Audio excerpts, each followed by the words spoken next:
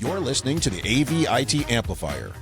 Each week, we'll feature voices and ideas that need to be amplified in the higher education and pro-AV IT communities. This show is brought to you by higheredav.com. And now here's your host, Ryan Gray.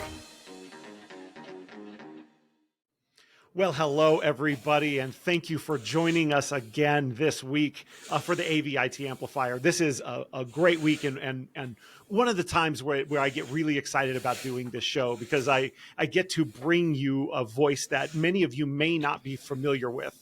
And let this be my endorsement for everyone out there in the industry to get out and meet new people and hear new voices, because you never know what you're going to run across. And at EDUCAUSE this year, at an event, your good friend and mine, Dr. Adeline Tatum, said, "There's somebody you got to meet," and introduced me to this young woman. And what I found was somebody who has thought deeply about a lot of stuff that I think is really important, and thought immediately, like, this is exactly the kind of voice we've been looking for to bring everybody. So with that introduction to the show out of the way, Hannah, welcome to the show. Could you please introduce yourself to everybody? Who are you and what do you do? Yeah, so hello, everybody. I'm very excited to be here. My name is Hannah Kindry, and I work for Michigan State University. I am lead accessibility assistant, so I work within central IT of MSU in a small little digital accessibility team. So I am the lead of some student interns where we work with faculty, staff, kind of everyone really to help with course accessibility, document accessibility, website accessibility for the campus. And I do a lot of one-on-one consultations with people, and I also do general training. So my entire work life is just accessibility, and I love it. That's awesome. So then real quick, then what brought you to get started? What brought you to EDUCAUSE this year?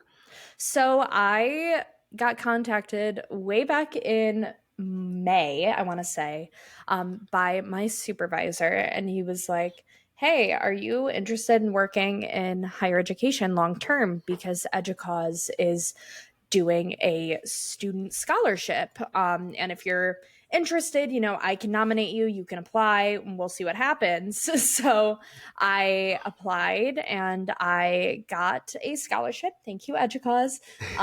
So I was able to come to the conference for free. So again, thank you, EDUCAUSE. And I got matched up with a mentor, which is how I found a lot of great people like Ryan. So yeah, I was able to go to the conference. It was my first conference ever. Wow.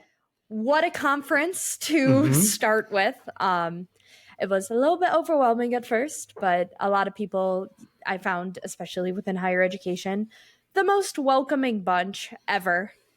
So it was a really, really interesting time. I got to learn a lot, got to meet a lot of people.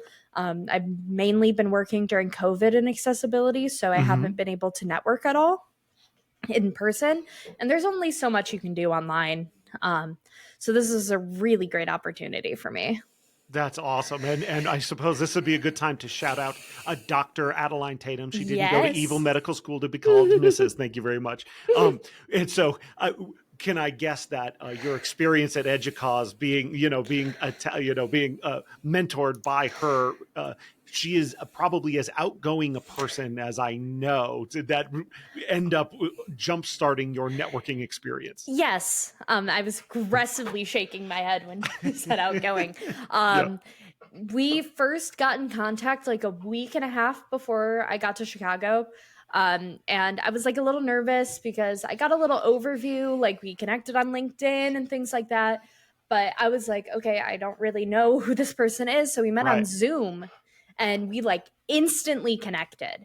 And I was like, okay, this is going to be fantastic. So I got into Chicago on Sunday, like the day before the conference started. And then every single night, she would just send me an address and be like, "Go here at this time. I'll meet you there. We'll have fun." And I was like, how do you know all of these people? Literally, I would say like 75% of the people that I talked to over the week, I would say, "Oh yeah, like Dr. Adeline Tatum, she's my mentor." And they're like, "Oh, you know Adeline? Like I know Adeline from this. Like she's so cool." And I'm like, okay, this is like legit. I had no doubts, but just hearing everybody talk about her, meeting her, seeing how she interacts with people, I was like, I feel like I won the mentor lottery. Like, I met a lot of other people's mentors. They were all fantastic, but seeing the way that she talks about her profession and the people she meets and her coworkers and even people she was like, I used to work with this guy like 6 years ago and we're still best friends. I'm like, oh my gosh, she knows everyone. And I was so lucky because I like just seeing her be like, okay, come here and I will know literally everybody there. Yeah. And then we're going to go to this other place and then you're going to meet all of these cool people. And everyone I met through her too was like awesome and fantastic. And like I connected with them all. So it was really fun networking. Nice.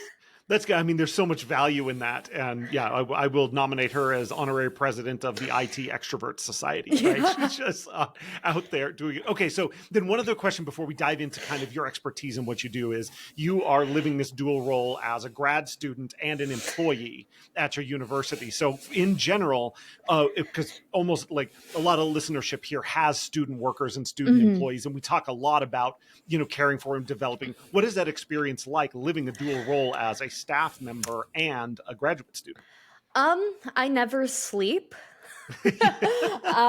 It's so what I really like about my job specifically and my leadership is it's definitely being a student employee is kind of nice in a way that my superiors are like, you need to focus on school first. Yeah. Because we acknowledge that like this should come secondary, which is so nice. I had to adjust my schedule a little bit because I realized at the beginning of the semester, like, I'm really diving deep into my grad program and I just do not have the time and energy to really do 100% in both. So I need to decrease something and it can't be school. Right. So I like had a talk with my supervisors and they were like, okay, we can decrease you here, here, and here. Like you need to prioritize on school first. Like we completely understand that. So I'm very lucky. I know everybody isn't as lucky as I am. But specifically, it's tough for a multitude of reasons. And time management is obviously a big one.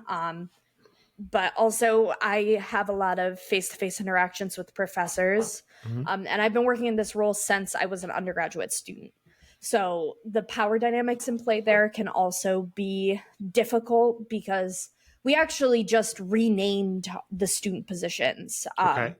As accessibility assistants and not interns, because we found that if we address ourselves as interns, professors may not be as receptive to especially criticisms in their course. Interesting. Okay. If it's coming from someone that is like blatantly a student employee. Right. So that was a really interesting thing that we just enacted within the last month or two. And it's the power dynamics are definitely a big thing. Time management's a big thing. But also it's been really interesting to get another like, a look behind the curtain on how things work, especially in accessibility. Seeing all the different departments that come together and like what the university is actively trying to do for accessibility. Because on the student side, we only see our resource center for persons with disabilities. That is really one of the only student facing, besides like the library, like accessibility organizations on campus. But being able to see like, oh, each college has its own accessibility liaison. And, oh, there's people in IT that like work in accessibility. Oh, we have an entire office within the Office of Civil Rights devoted to accessibility. Like it's cool to see how big of a priority that's becoming. And right. I'm grateful to be at an institution where that is a priority. I was in a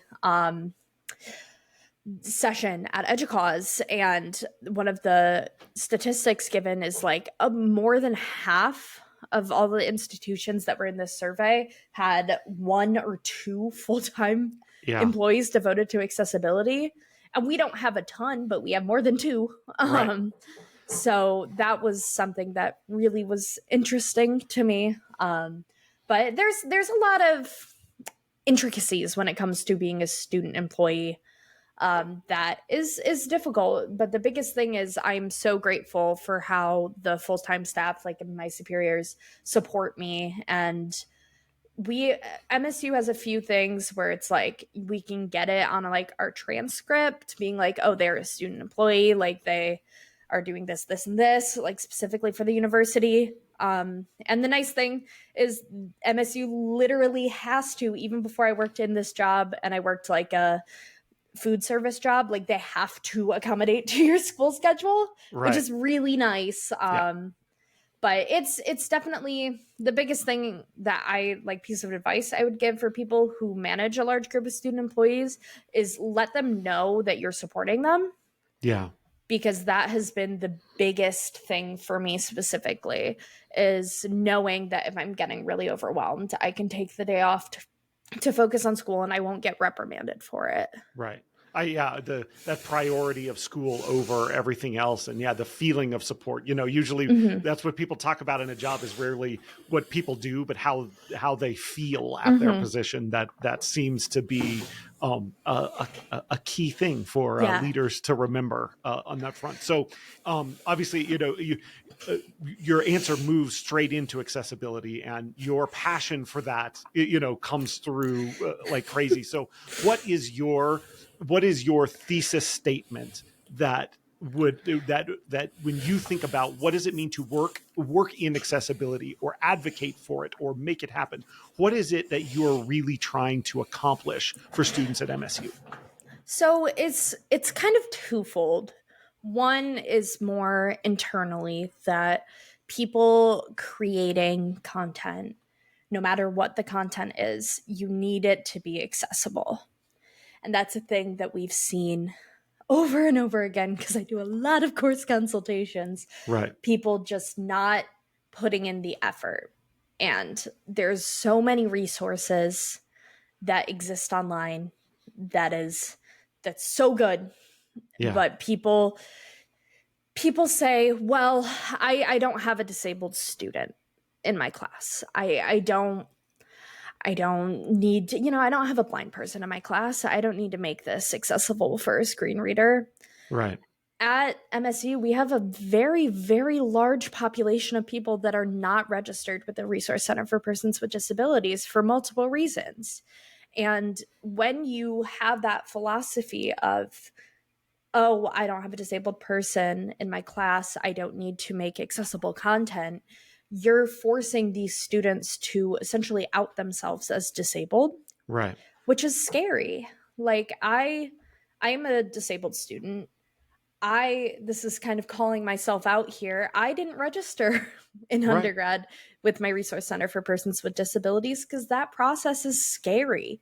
It's extremely based on the medical model of disability, which I understand it kind of has to be legally, but it's a scary process. You have to really be vulnerable. And it creates that in and of itself is inaccessible. And so you have to go to your professor, be like, I'm disabled, I need this accommodation. And it's really daunting. And a lot of students don't want to go through that. So if you create accessible content from the beginning, not only are you saving yourself time because you don't have to redo it, but it also takes the responsibility off of the disabled student to get those accommodations. And then kind of the second half, more towards like students, what I want to do is just raise awareness about working in accessibility, being disabled. I'm working with a nonprofit group called Teach Access right now as well. I am leading a series of accessibility focused webinars for students. So just talking about different aspects of disability, kind of raising awareness, even if they're non-disabled, about different types of accessibility tools. We just did a session last week on assistive technology, and there are things like task lists that's considered assistive technology. Right. Because it helps. And that just small stuff like that, being able to be like, oh yeah, I use insert task management system here. For me, it's like a really good assistive technology. And then they're like, wait, that's assistive technology? And you're like, heck yeah, it's assistive technology. Little stuff like that, or bigger stuff like actually advocating large scale for accessibility on your campus. Those little things add up, and trying to show like, I'm a disabled person working in accessibility. It is possible, and it's important to have representation like this in those roles. So those are my two main things: advocacy, and also that's kind of the overarching thing, but both for students trying to get involved on their campus and also for professors, and not just professors, but anyone who makes content. Just making their things accessible from the beginning, because it saves you time, it saves you money, because you don't have to hire someone to do it if you know how to do it yourself, and also it saves you from a potential lawsuit. Well, that usually seems to motivate all kinds of things on college campuses. That is our like last resort for professors. It's the you should, and then if they're like, no, I don't have to do that. We go, you could get sued, and then they're like, never mind, I love accessibility, where do I start? Was that your impression of an average professor there? I don't have to do that. Okay, I love MSU. Are all your professors Swifties? Like, I don't understand what that was right there. That is my reluctant voice. No, professors at MSU, okay, it's like everywhere. 99.9% of them are awesome. They take the initiative to learn about accessibility and everything to do with it. But also there's always going to be, no matter where you are, the people that just don't care, no matter how hard you try to motivate them. That's so then let's flip it to the other side, which is, what are some, when you see a professor or a content creator or somebody involved in teaching and learning really doing this in a way that excites you, or you think, yes, this person, what does that look like? What's an example? What's the example of somebody you went like, no, this is the model we should be following? Yeah. So I do a lot of like general trainings that are just about very specific things, like, oh, here's how you use this one program to like create captions. Here's how to make your Word documents accessible and things like that. But occasionally I'll get reached out to by a faculty member that takes the initiative themselves. So like an example was somebody that works with grad students reached out to me, and she was like, hey, I have a research like poster, and I want to make sure it's accessible. I don't know anything about physical poster accessibility. I want to learn. So we had like an hour and a half one-on-one consultation where she sent me her poster. I looked at it. I was able to critique some things, saying like, you're doing really good here, but here I would definitely change it. And she was even like, I had some questions about this specific part and this specific part. And all of the critiques, she was like, can you tell me why? Right. Because I want to know for the future. And I was like, here is why. And here's what you can do to fix it. And she was like, oh my gosh, that makes so much sense. Thank you so much for letting me know. I will fix it. I will work with our design team. So going forward, anything we make can be changed so it's accessible. And I will also tell the students that I work with what we're changing so they know. Right. So it sounds like I love that. The idea is if you get the answer to why right, the hows and the whats seem to come after that. If you've got somebody that understands why this is important or chooses to accept the why as their own motivation, then it doesn't become work. It doesn't become extra. It becomes part of your core mission. Yeah. And especially being able to go over the more detailed steps. Like, for example, they had just a link, like a short little, like one of those shortened URLs. And I was like, okay, we want to turn this into a QR code, but also we want to have that link on there. So there's multiple people. And if someone comes up and they are like, they have vision impairments, you want to be able to make sure that the website it links to is accessible. And also that you are willing to help them scan the QR code if they're unable to do so. Right. And she was like, okay, that makes sense. Like, I understand. Like, we had this whole conversation about why like QR code accessibility is weirdly complicated. Mm-hmm. But I talked maybe for 20 minutes about QR codes, just QR codes. But she was very like active listening, and she was writing down notes and things like that. And that always makes like my heart so full when someone legitimately cares. And they weren't forced to do this. They reached out to the Resource Center for Persons with Disabilities being like, I want to make this accessible.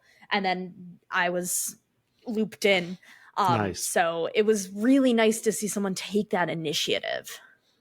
That's awesome. That's awesome. And yeah, the core, like there is just a core empathy part of this discussion that I think is key. So then I want to ask you one thing. So when we were talking at EDUCAUSE, there was one part of what you said that stuck in my head, and I haven't been able to forget it. And it was, I won't quote you right, so don't, but it was along the lines of that accessibility is sort of like the black hole or the missing part of the movement towards DEI, diversity, equity, and inclusion.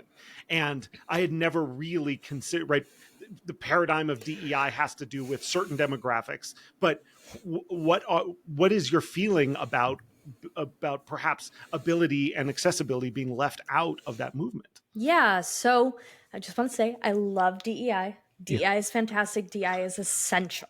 Yeah. However, when we talk about DEI, a lot of the times accessibility is left out of that. And it makes me really upset because disabled people are the largest minority group in America and in the world. And this might be scary, but there is a very big chance that you yourself will become disabled, whether it's a temporary disability, breaking your leg, or it's a permanent disability in your lifetime. And that is forgotten when there are conversations about DEI. And I'm not saying we replace DEI with accessibility, but I'm saying we loop accessibility into DEI. Because some places doing it right, they're doing that. But some places you have an office of DEI and you have maybe, if you're lucky, you have an office for accessibility. Right. And I believe that by intermingling those and really bringing them together, that we can not only increase the visibility for accessibility, but also help out DEI in general. Because a lot of people, unfortunately, don't like DEI because they don't necessarily see themselves in it. They're like, why do we care? And helping, like adding those two together, really combining them and being able to increase the visibility of both aspects will help. And I'm not saying change all of your accessibility stuff at your university into your DEI, but at least incorporate it when you're talking about it. Right. And a lot of the DEI stuff I've been to is strictly what we all think DEI is. And even though there's so much work that needs to be done about accessibility and disability visibility, that's a lot of itties. A lot of people have a very set preconceived notion about what disability looks like. They think of a Stephen Hawking. Right. They think of, just someone in a wheelchair. But in reality, it's such a wide spectrum that people just don't know about. And I've gotten comments like, I have purely invisible disabilities. You look at me, you don't think, oh, that's a disabled person. So when I talk about my experience, I get oh, you don't look disabled. Yeah. And it isn't from a place of malice. It's just a place of not understanding what disability is. So by kind of looping in DEI and accessibility all together, I really feel like we can create a more powerful advocacy for all, not just accessibility. I totally, and I love, so one, you're right. And I feel like the whys of both of those movements is the same why. Yes. And that's why, as soon as you said that, I was like, oh, that makes complete and total sense to me. But because it's not talked about that way, you know me, and granted, here I am, the middle-aged white man, right? I wouldn't connect those two things. But as soon as you said, I was like, oh yes, of course. The why, the mission is the same. It's just who we're including in the mission and who we're not that I think is awesome. And your point about like, you could end up disabled. I had an incident of 2.5 years ago or so where I broke part of my hand, right? And I'm in a job where typing on a computer is a pretty big deal. So having technology like speech to text made a huge difference. Assistive technology. Exactly. So then as we close out, what are you, assistive technology is huge. And I love the concept of we all use assistive technology. It's just the difference of where it's meeting us and how we're using it. I would forget half the things I'm supposed to do in my life if I didn't have great technology resources that keep me on track and on time. What are you most excited about that you've seen in terms of how people are using technology, something new, or things that you think may come in the future to really either level the playing field or really bring the technology that enables accessibility to kind of another level? So I could talk about this for another hour. All right, let's do it. So assistive technology has come a long, long way. And there's a lot of things, like I've said before, that you don't think are assistive technology, but they are. And I'm using a buzzword here, generative AI. Can be used as assistive technology if you use it correctly. Yeah. I found recently a to-do list that uses AI. You write in like, oh, I need to do the laundry. And then it uses AI to break down the tasks, and you can customize it so it can be as general as get clothes, put in washer. Or it could be as detailed as get clothes out of baskets, separate in colors, get laundry soap, put laundry in washer, so on and so forth. So that's a big one that I've seen. You know, technology has come so far, even within the last decade.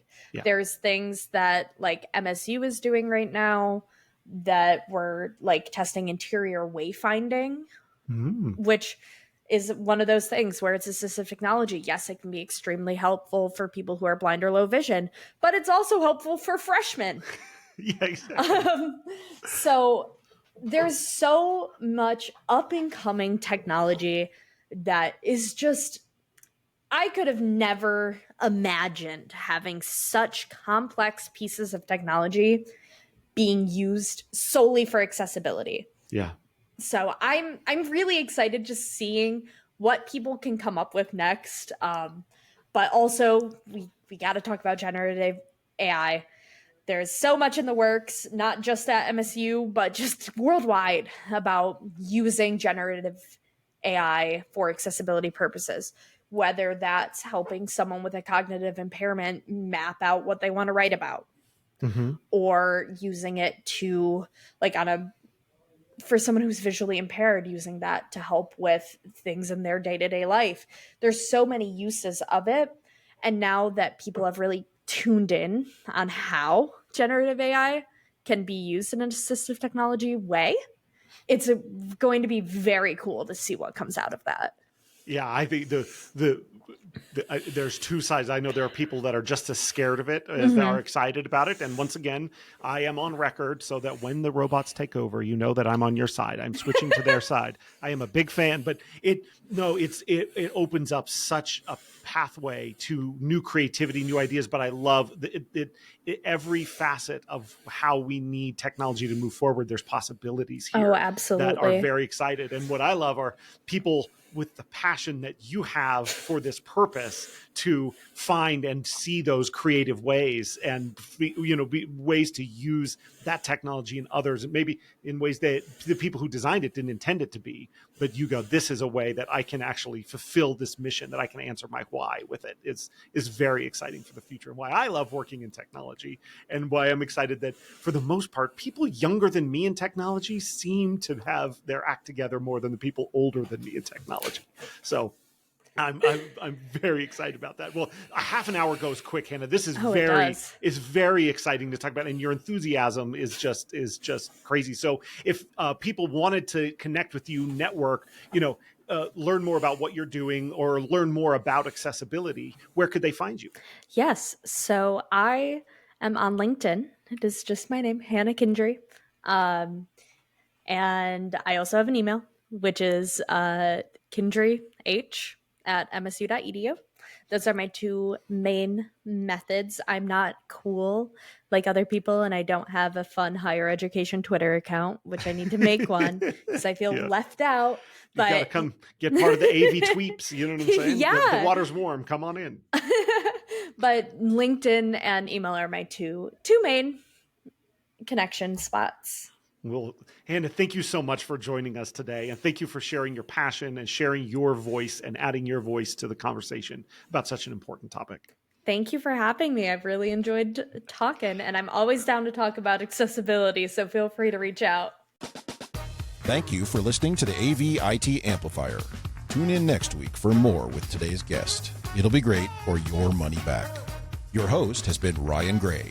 He's on the tweeters at Ryan_A_Gray, or find him on LinkedIn to connect. Please subscribe and give the show a rating and review wherever you get your podcasts. This show is brought to you by higheredav.com. The views expressed here are not necessarily those of our respective institutions, employers, or sponsors. Everyone hang in there, go easy, and we'll be back next week.